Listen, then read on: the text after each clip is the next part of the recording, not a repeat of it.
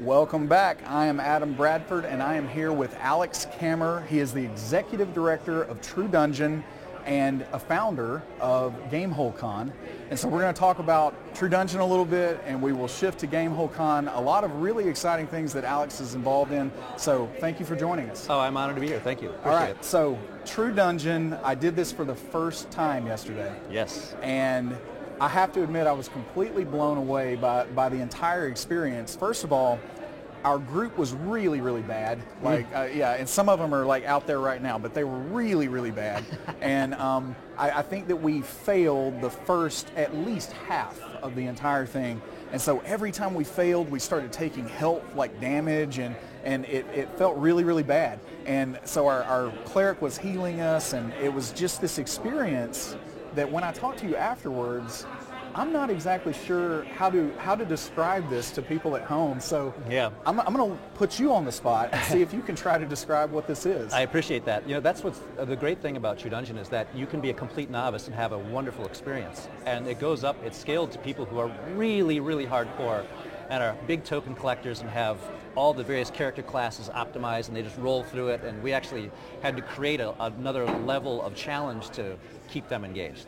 So, but at base, True Dungeon is a gaming experience. So basically, I think the easiest way to think of it, it's essentially a D&D light system that is now set in an experience, a fully immersive dungeon with high production value, costumed NPCs, crazy puzzles, unbelievable effects, and that's what it is. So, but it's still a gaming experience. It's, some people describe it as a series of escape rooms and things like that, and that's not really accurate because it is gaming plus, and plus a lot.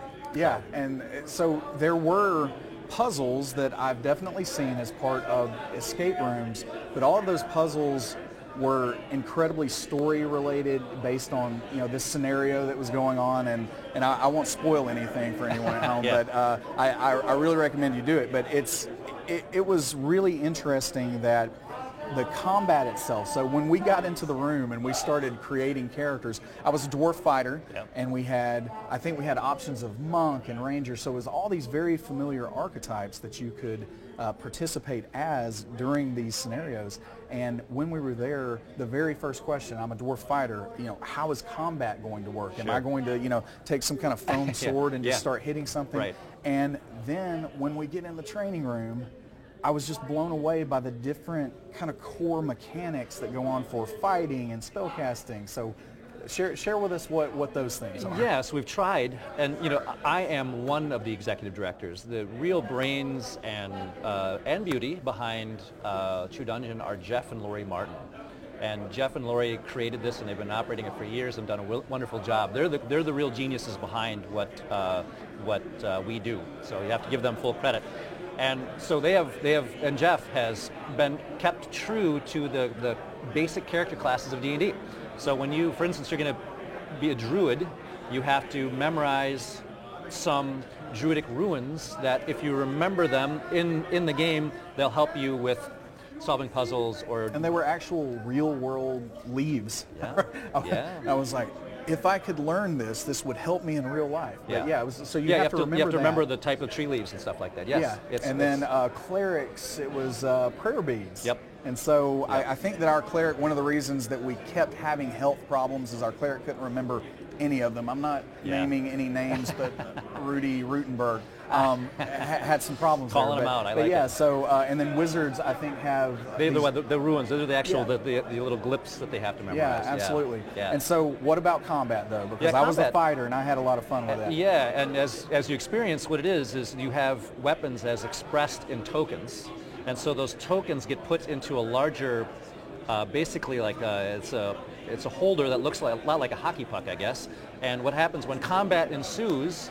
A shuffleboard is pulled out, and you, at the base of the table, you slide your weapon token in this larger receptacle up the board to try to hit the monster. And depending on where you land it, that depends whether or not you hit and how much damage and all that. Yeah, and so it was outstanding because there were places where you could score a critical hit on the shuffleboard. Yep. And I think my favorite part was rangers can dual wield Yeah. And so had 2 of the pucks, and I didn't even know they were called pucks when I was going through, but then started talking to some veterans after, and they started calling them pucks. And so they could take 2 pucks at one time and slide them down the shuffleboard. So it was outstanding, and it was a really creative way to capture actual involvement without obviously going, full on some kind of weird weapon combat that you could never pull off. But really, really impressed with that. So you mentioned the tokens, Yep. the weapon tokens here. And so I wasn't exactly sure what was going on as I went in the first time, but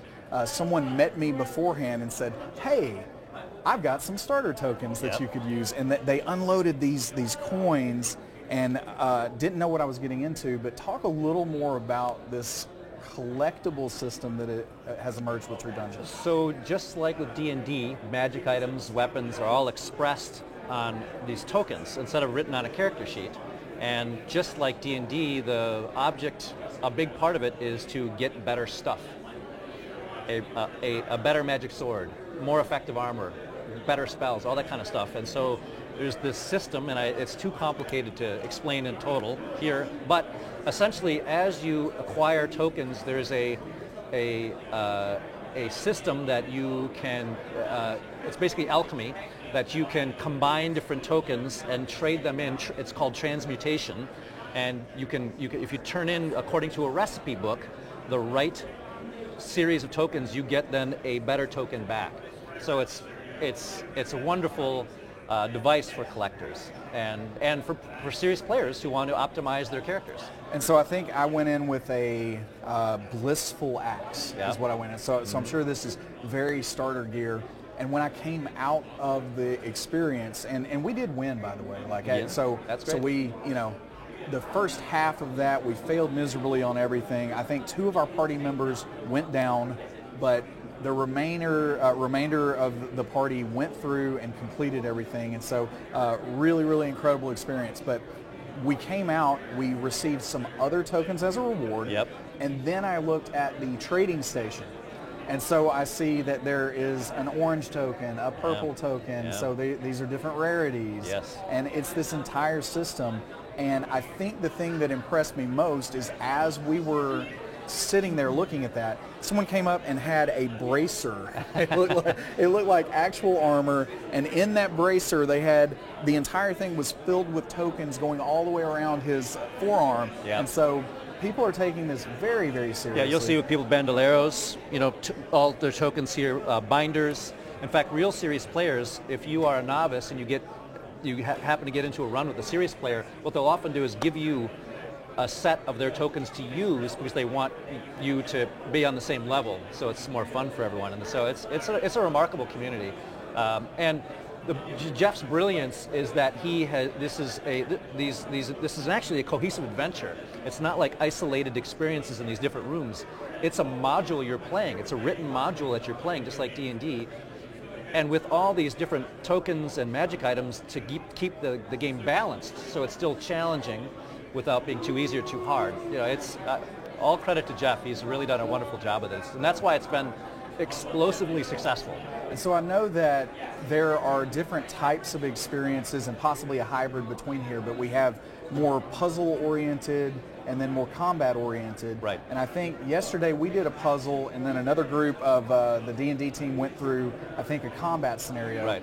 And you showed me a sneak peek of, it's a little bit of a spoiler, but it was a rainbow bridge. We'll throw that out there. Yeah. And it was just incredibly impressive. That's a new, it's called, it's N1, it's called the Astral Journey. It is, I walked through it yesterday morning for the first time, and I couldn't believe it. The effects were amazing. Every year it keeps getting more amazing, and what you saw yesterday, I gave you that little peek. Yeah, that blew me away too. So. Yeah, and the space that's required for this. So this place where you guys have set up True Dungeon here at Origins is just gigantic. Yeah. And you have, how many modules are running?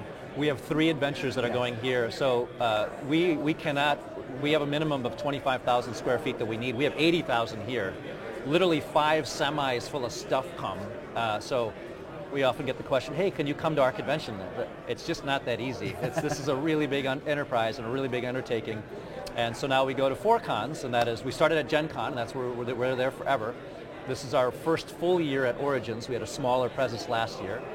PAX South, And then my convention, GameholeCon, is the other one. Okay. Yeah. That's a perfect segue. So Cool. let's start talking about GameholeCon. So I have actually not attended the event yet. Yep. I am on the slate for this year, so I'm really excited. And the reason I'm excited is because this convention only started about 6 years ago, I think. This will be our 6th year. 6 years, and I have heard over the course of those years, the buzz around this convention becomes louder and louder, and it really is becoming this place where people really want to get there and they want to participate in that. So how did GameholeCon come about? That's humbling to hear. I don't even, it's amazing. Well, GameholeCon, first of all, the name is, it's because that's the name of our gaming group. For years we played in my basement, and so we called that space the Game Hole, a la like a Hobbit hole. And so it's not there anymore, now it's in a different space, but that's why we call it that, because GameholeCon is run by all the members of the Game Hole. So it's myself and the 8 other members, and we play once a week. We play D&D or Call of Cthulhu or Savage Worlds or something once a week. It's a game group. So we endeavored to build a convention that we wanted to go to. We love convention gaming, but there's always stuff that happens at conventions that was not satisfying. The badges weren't right. The games were supposed to be at a certain time, and they didn't go off on time. Just logistically, the convention was set up poorly. And we have a pretty interesting group of people, professionals that are in the Game Hole. We thought, you know what? With this group, I think we can run a great convention. And so we've done our best to put on a good show, and people like you keep saying nice things, and it's grown explosively. It's crazy. I mean, we had 400 some people year one, and now this year we're expecting over 4,000. It's insane, actually. And so trying to keep on top of it with a group of guys who aren't professional showrunners, I'm a lawyer, I have a full-time job and a family, and I'm trying to, and same with the other guys, to try to manage the growth and still deliver that great experience, that the packets are right, it's set up well, it's fun. We try to give away a lot of stuff, swag our attendees, really treat our DMs well and GMs well. We have a great rewards program where they get lots of product. So I don't know. From everything I've heard, you guys are doing an incredible job, and I'm really excited to check it out this year. Another thing, so when is the convention? Just where everybody can know? Yeah, that makes sense. November 8th through 11 in Madison, Wisconsin. So November 8th through 11 in Madison, Wisconsin. Is registration open? Registration, could not be more timely. It opens tomorrow at noon Central Time. Okay. That's when badges go on sale, and it's exciting. It'll be fun to see how it goes, because every year it's just, oh my gosh, I can't believe how many badges sold. So join in on that fun. Register tomorrow. Yep. It sounds like anytime that's after incredible. Yep. And I also, before this is interesting, I think, before I even knew that you were a founder of GameholeCon, I started following you on Twitter because you post. I saw just kind of the way that algorithm works on Twitter. I saw that you post many of the old classic D&D products, and apparently you have quite the collection. So how did that start? Well, I've been a D&D player since 1982 when I bought the 6th printing of the Player's Handbook, and I have been an avid collector for a long time, and I'm proud to say amassed one of the better collections I think that's out there. And so of the top collectors in the world, we all have sort of our niche.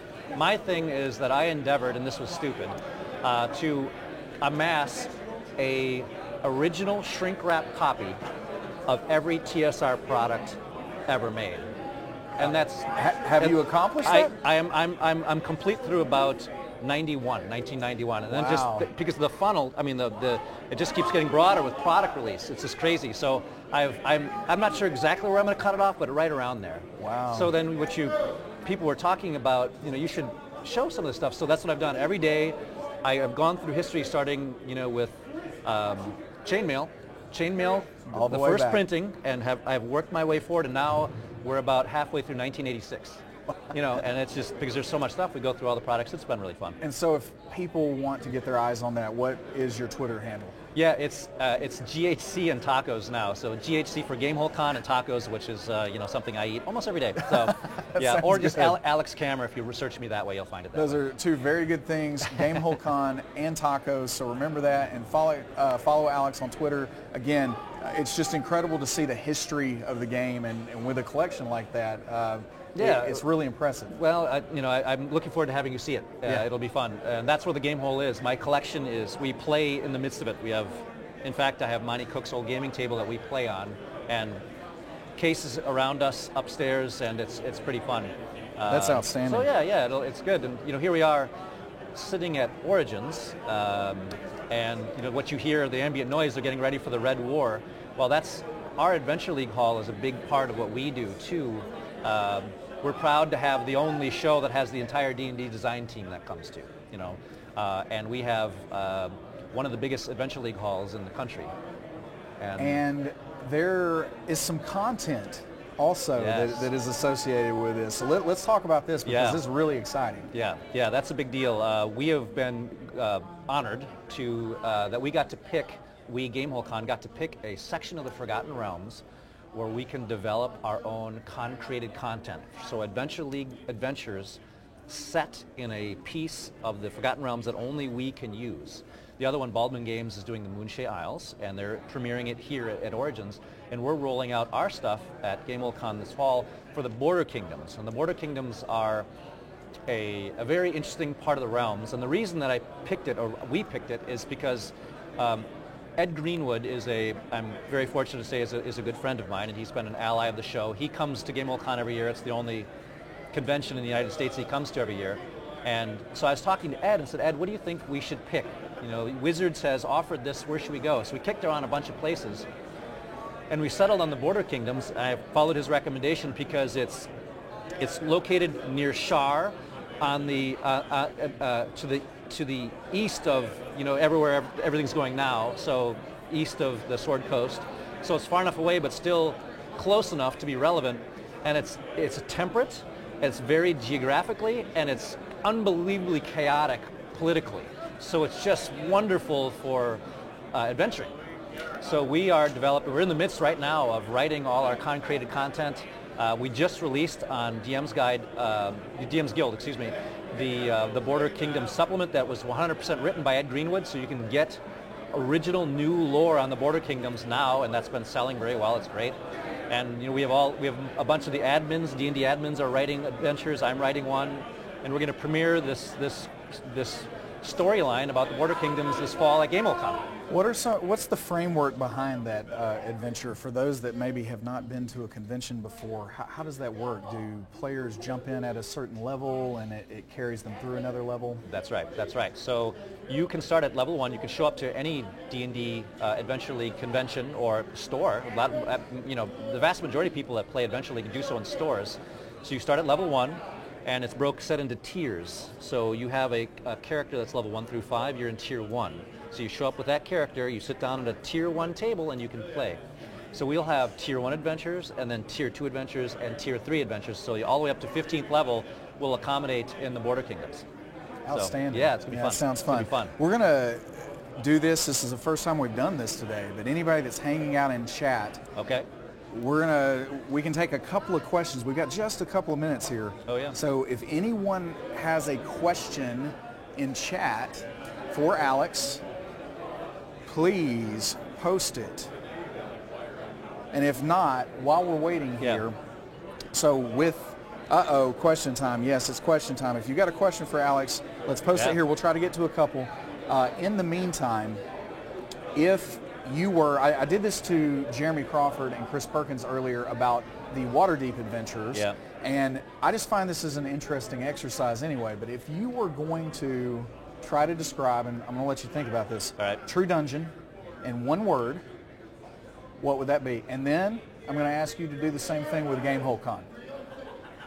So you can think about it. Yeah. GameholeCon I can do, because I've thought about that a lot. Okay. That was sort of a goal. So that would be fun. That's GameholeCon.